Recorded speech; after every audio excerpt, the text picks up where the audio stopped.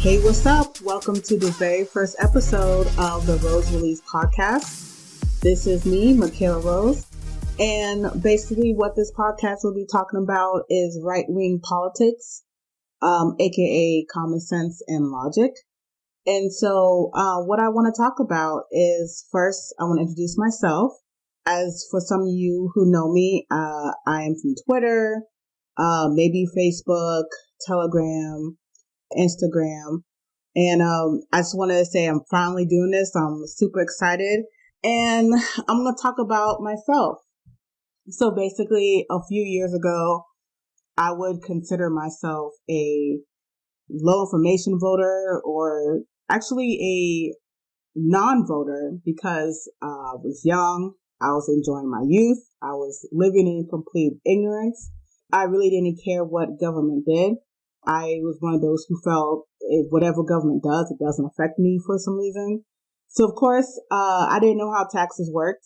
I didn't know how the economy worked. And I didn't really care what other countries were doing. So, yeah, I had my head in the sand.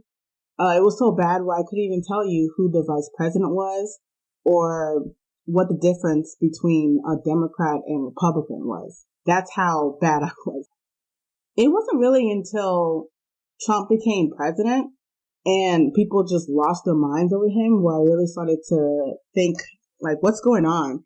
I kept hearing about Trump is racist. He wants to send black people back to Africa.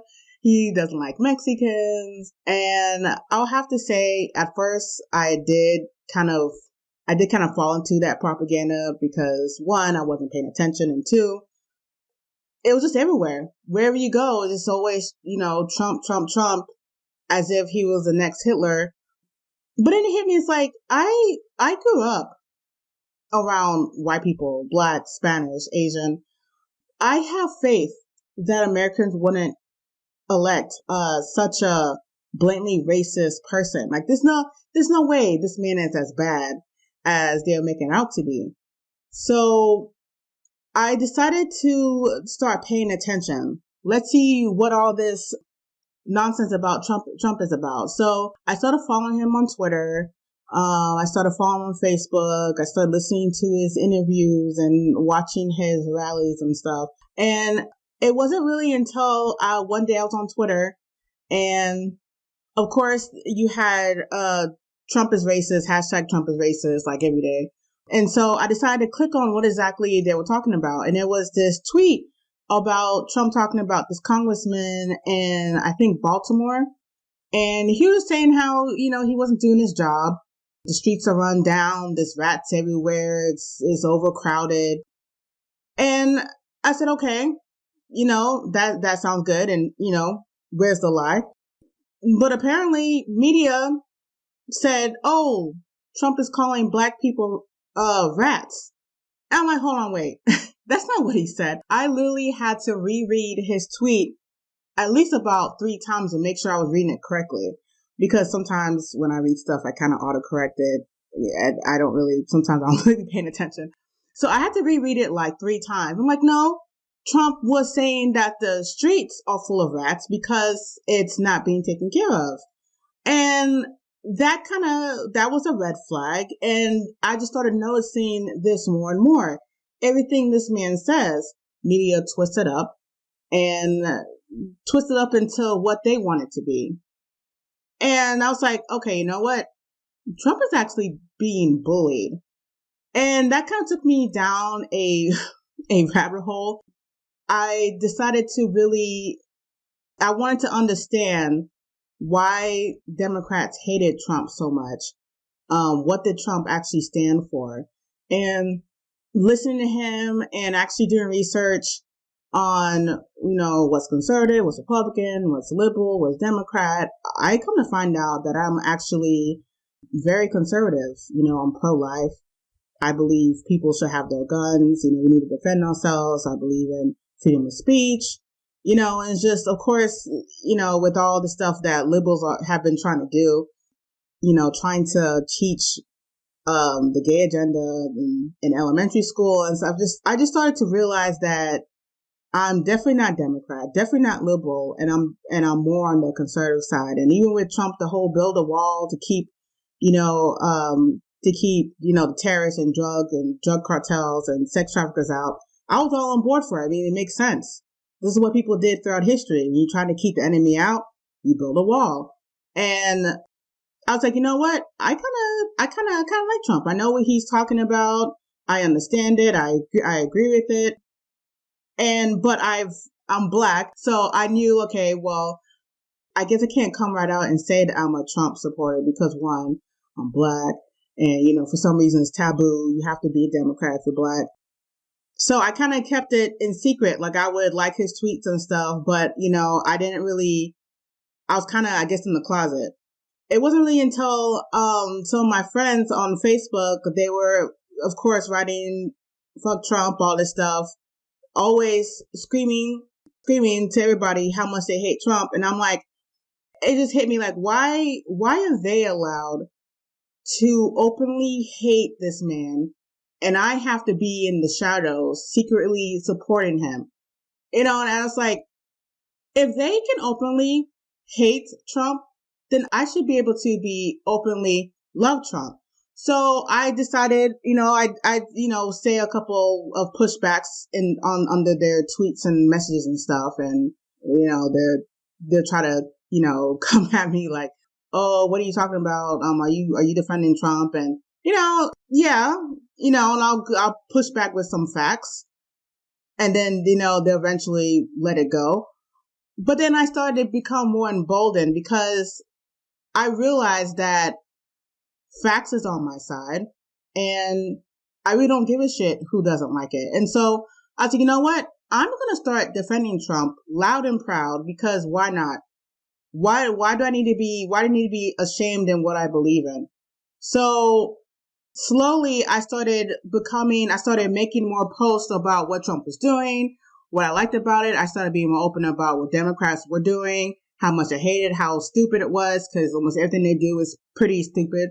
And of course that led to me losing friends.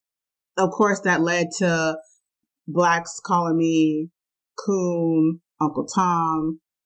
I was even called like a white man lover. I mean, I don't know why that would even be an insult, but of course I was being called everything under the sun, especially on Twitter. Twitter was actually pretty amazing. I started off with like maybe 5 followers, and I just started becoming more vocal about things that were going on because I also have 2 children. They're in elementary school, and the things that the left is doing, trying to implement in the school system and curriculum, what they're trying to teach kids, is really bothering me. Thank God I'm in Texas. It's not that bad. I mean, it's there in some parts, but it's not as bad as in like California or something. But I decided to become more vocal for not just myself, but just for the kids, for America's future. I don't want my kids to grow up in this liberal shitfest where it's just morals are gone, common sense is gone. The insane is running the asylum. It's absolutely crazy what's happening. And really the only people that were making sense was Trump, conservatives. And I just feel like I've been blessed to really have the sense to follow the correct people who can they could back things up with facts. And I was able to kind of just educate myself. And, I just had these point of views. And the more I spoke about them on Twitter, people actually liked. People started retweeting me. They started commenting on my posts. And then I just gradually started getting kind of a following. And so, and then people tell me all the time they like what I have to say. It's even gotten to the point where, some people want me to run for office, but that's not happening because I don't have the patience. But yeah, so that's how I started becoming supportive of Trump and just getting more involved in politics. I do plan on running for my school board this year as well. We have some George Soros funded candidates trying to get in onto the school board, and I can't have that. I mean, I do plan on taking my kids out anyways, but it's not just my kids. These children, their minds shouldn't be corrupted by by just some evil people. Like the things they're trying to teach children is going to scar them and it's going to cause so much confusion. And, I don't want anybody to go through that. And these kids are the future. What they learn now, they're going to take with them to adulthood. And we're going to have a whole bunch of crazy Marxist, racist psychopaths running the country. And, we all need to get involved locally, with our precincts, with our school boards, get into some type of local office. This actually, I'm about to, I kind of have a bone to pick with Christians, because what the hell were Christians doing when these liberals was taking control of everything? Why did Christians get out of Hollywood? Why did they get off of the school boards? Why did they get out of Congress? Why don't we have any Christian billionaires why don't we have any banks? What were Christians doing when Congress is taking God out of everything, prayer out of everything, demonizing God? What were the Christians doing? What was the church doing? So, I'm a Christian. So I think Christians, conservatives, we need to get back in being involved in every aspect of culture. Nothing's too small. Nothing's too big. We need to get involved in everything and take our country back, because the Satanists have gotten a hold of everything. And, you see where that's coming to. Black is white, up is down, wrong is right. It's out of control. So basically, this is just the first episode. I just want to introduce myself. You can follow me. Well, I would say Twitter, but Twitter actually banned me a few days ago, which I'm still pissed off about. But you can follow me on Facebook, Instagram, Gab, Getter. Did I say Telegram?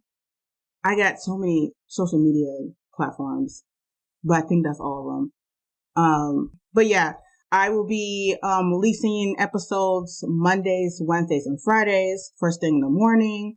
And basically, I'll be talking about what's going on in politics. Biden trying to start war with Russia. She is literally the only one that's trying to do this.